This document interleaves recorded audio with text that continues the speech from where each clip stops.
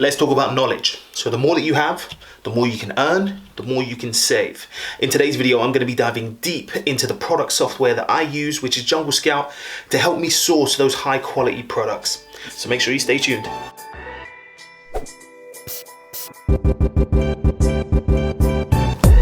What's up guys, it's Justin. Welcome back to another video. So in today's video, what we're going to be doing is jumping into Jungle Scout and showing you how I use it to source my products. Now in my last video, I showed you how I use it as my second pair of eyes when validating products. But that's only scratching the surface. Jungle Scout can really help you when it comes to filtering through all the rubbish products and going straight to the ones that are going to make you a lot of profit. Now this is part 4 of the 5-part Amazon Beginner Basics series. So if you haven't seen part 1, 2 or 3, make sure you do check those out. I've linked them all below the like button, so make sure you go have a look at those. But let's not waste any more time. Let's jump straight in. Alright guys, so now what we're going to do is jump into the laptop and jump straight into Jungle Scout, and I'll show you how I use this software to find and source my products. Now this is a software that has tons of different applications in it, and if I were to show you absolutely everything, it would probably be over an hour-long video. And trust me when I say I don't want you sitting through an hour-long video, and neither do I want to be editing an hour-long video. But let's jump straight in, and starting it off, we're greeted with the product database page. Now normally you'll log in and you'll have the sales analytics page be the first one that's up, but I thought I'd save some time and jump straight into the good stuff, and this is where I will normally come when I'm sourcing my products. But you can see there's tons of different bits that you can use in Jungle Scout, whether it be finding suppliers, searching up keywords, you know, your analytics. There's tons of things that you can go for, but when it comes to the sourcing, this is the main page that I'll look for. Now when it comes to Amazon FBA, when you're a new seller, you'll have categories that you can sell in, but there's going to be a lot of categories that you can't, and that's the term gated categories. You might have heard it thrown around by a couple of Amazon FBA sellers, where they might say, I need to get ungated, or I'll do this to get ungated, and that's just the process of you buying products that fit that category from a wholesaler or a trusted distributor by Amazon, and then showing Amazon that you've actually purchased that product, you've got an invoice for it, and you can show all of that proof. So for example, when I started, I knew I wanted to get into games and toys, or toys and games, and that particular category was gated. So what I had to do is go onto a site called harrisons.co.uk, picked some toys, bought them in,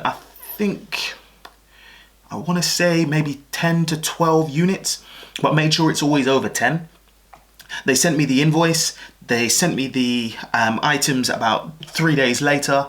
I took all the photos of the items, sent Amazon the invoice and the photos, and then I got ungated about 2 days later. So toys and games is one that I know that I really care about, because it's made me a lot of money and I know a lot about toys and games. Now, I would always say, when you're a new seller, make sure that you stick to product categories that you have some sort of, care about. If you know a fair bit about PC and video games, jump into that one. Sports and outdoors, electronics and photos. If you know about that category, it does help a lot. But there are hundreds of thousands of profitable products on here. So don't just stick to it. You can branch out and go finding different products, but make sure that when you're starting out, start out with stuff that you know, just so you got a better understanding of it. So you know where to go find it, you know what the products look like and stuff like that. All right, but moving straight on, when we come in, normally this particular tab will be on the United States, and what you want to do is hit the tab and then go to the country that you're selling it. I'm in the UK, so I'm going to be selling in the UK, and then you can just pick whatever categories you want to sell in. So for example, if we stick with toys and games, I'll click toys and games, but you could click multiple ones and then you'll get the search the same way. Now this is just going to be helping us filter through all of the products on Amazon in that particular category. There are over, I want to say 2 to 3 million products in toys and games, and not all of them are going to be profitable products. So we're going to use this to find those profitable products. So first things first is the product tier. you've either got standard or oversized. Standard being just your regular sized items, so stuff that can fit in a 60 by 60 by 60 box. Nothing that's going to be too big, because the bigger it is, the more expensive the fees are going to be for storing it at Amazon's warehouse and then sending it off to the customers. So I always like to stick with standard, because standard could be, you know, your books, your video games, your monopolies, you know, all of those kind of things. And then oversized could be, you know, chairs, microwaves, fridge freezers, stuff like that. There's tons of different bits that you can sort through, but for now we'll just stick with standard. And then the next bit is the seller type. So this really means the competition you'll be going up against, who's actually selling these products. And as an FBA seller, I want to be sticking to people that are selling using Amazon FBA and people that are selling using Amazon FBM.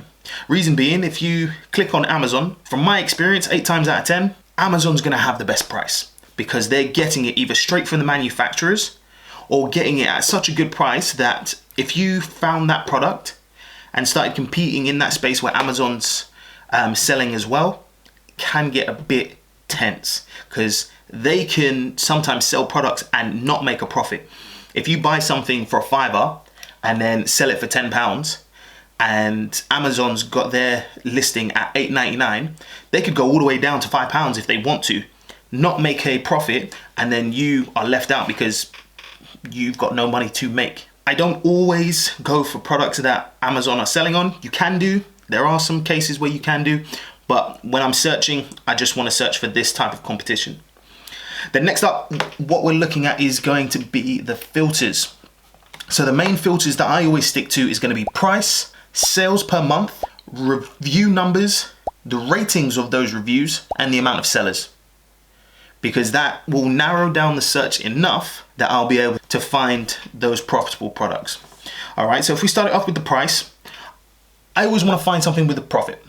And if I'm looking for anything with a profit, normally it's going to be over £12, just from what I've seen so far when I've been selling. So 8 times out of 10, I'm probably going to be putting in £12 as the minimum, or sometimes I'll even do £15 if I'm trying to find a good profit. You don't want to cap your maximum price. You want to keep that open, because some products are going to be more than, you know, your maximum price, and you'll be narrowing down the search a bit too much. Then next thing I'm looking at is going to be the minimum sales. So the minimum amount of sales that I look for, ideally per day, is about 10. I would prefer a product to sell 10 times a day.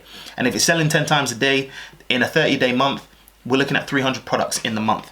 So I'm just going to pop that in and pop in 300. I don't really want to concentrate too much on the rank. We'll have a look at the rank when we look in the product itself and see where it ranks. So the next thing I'm looking at is going to be the reviews. Now, the reviews are going to be quite important, because it will tell me how much the product is being sold and spoken and received by people. So the less reviews, the less I think that it's a product that's actually selling. The more reviews, I know it's selling well, but that means everybody else knows it's selling well. So normally I stick to around about 50 reviews as the minimum, because the more reviews that there are, the more I know how well the product's being received. Now, when we move down after that, we can directly look at the competition and how many sellers are actually going to be there. Now, in my experience, I've noticed that anything over 8 sellers, it's going to be very, very competitive. If you've got 8, 9, 10, 11 sellers selling on one product, then you're going to start getting into very heavy competition, and that's where, you know, you're going to be always changing your price this, price comes down, and you're always going to be fighting. Whereas if there's less sellers, you're not really going to be competing too tough. So maximum sellers, I always put as 8, and minimum sellers, I want to make sure that it's not a product that only one person is selling, because normally if it's one person, it's either a private label product or it's a brand selling directly. So I normally stick to about 3 as my minimum. So it gives me a nice good range of 5 to be able to sell this product. All right. And then once you've ticked all of that, don't need to worry about any of these lot. Press search. A few moments later. Now how long it takes will just depend on how quickly your internet is, if I'm honest with you. But then there we have it. We've got 186 different products that we can look at. And if I want to, I can tweak all of these and get more results, But for now, I would just stick with these and just sort through absolutely every single one of these products. You can find great amount of detail in the sales page.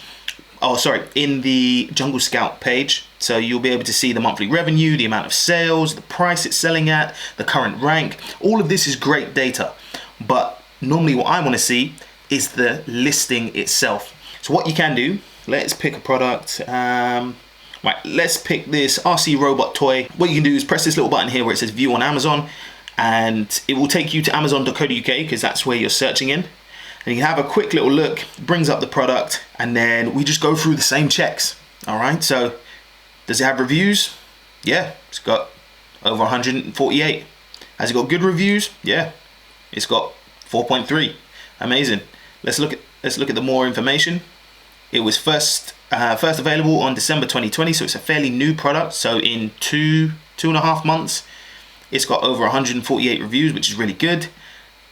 Sales rank, amazing. We're looking at 1,718, and that's perfect. That's definitely going to be a product that sells very, very quickly, and it's also #1 in its subcategory, which is really good.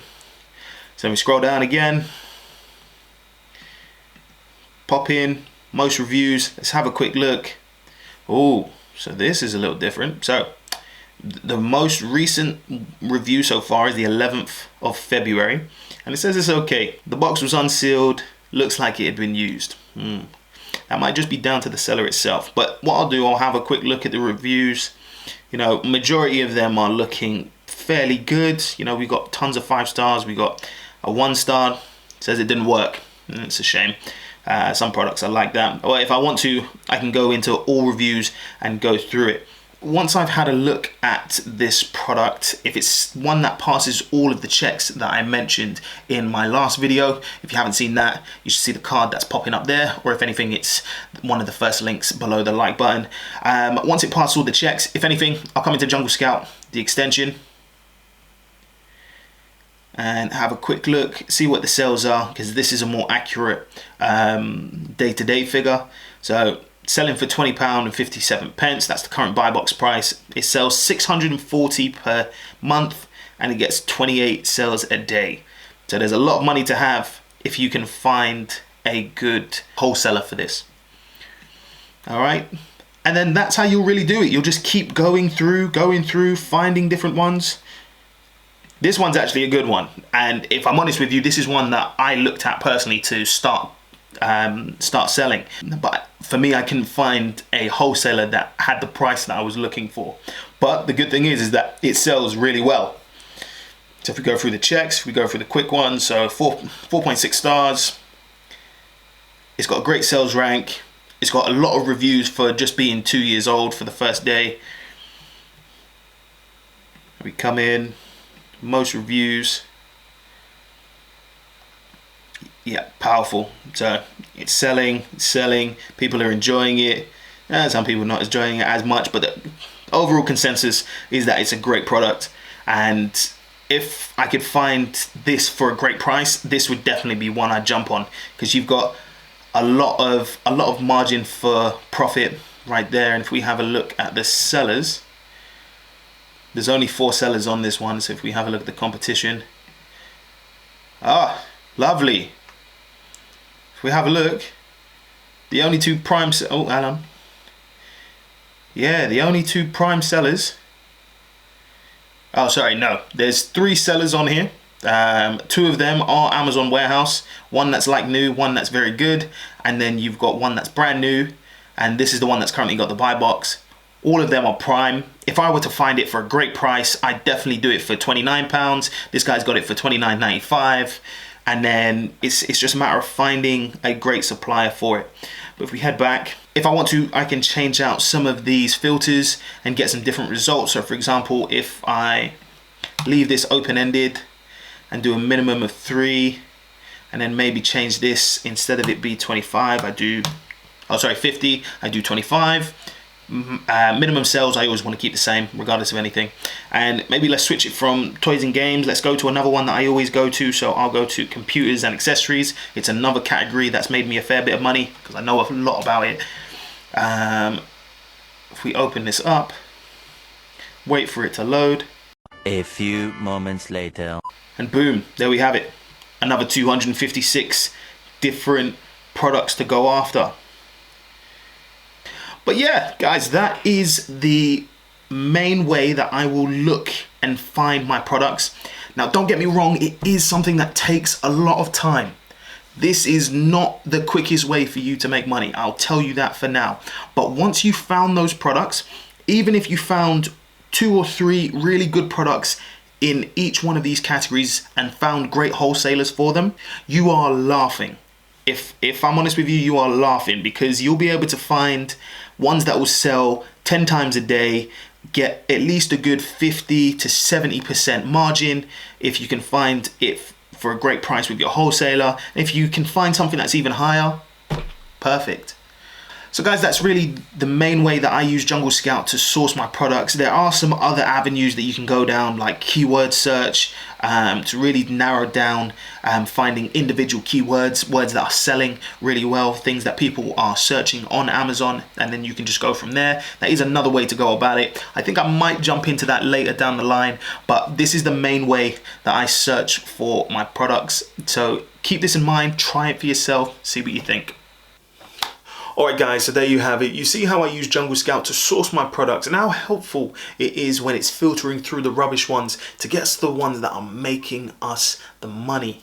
Now this is where I'm going to wrap it up. I've shown you absolutely every sourcing method that I've used to build my business to where it is right now. So from the very basics of retail and online arbitrage all the way over to Jungle Scout as well. So this is where I'm going to wrap it up. This has been part 4 of the 5-part series. If you haven't seen any of the other ones, go and check those ones out. In my next one, I'm going to be talking a little bit more about my experience with Amazon FBA and talking a little bit about courses. You see courses all over the place for Amazon FBA. So I'm going to be talking a little bit about my experience and how I've gotten on with courses. So if you're interested in that, make sure you stay tuned. If you haven't already, hit the subscribe button and make sure you press the notification bell so you don't miss when I upload my next video. And if you like this video, make sure you press the like button, smash the thing. It really does help me out and show me that you're enjoying this series.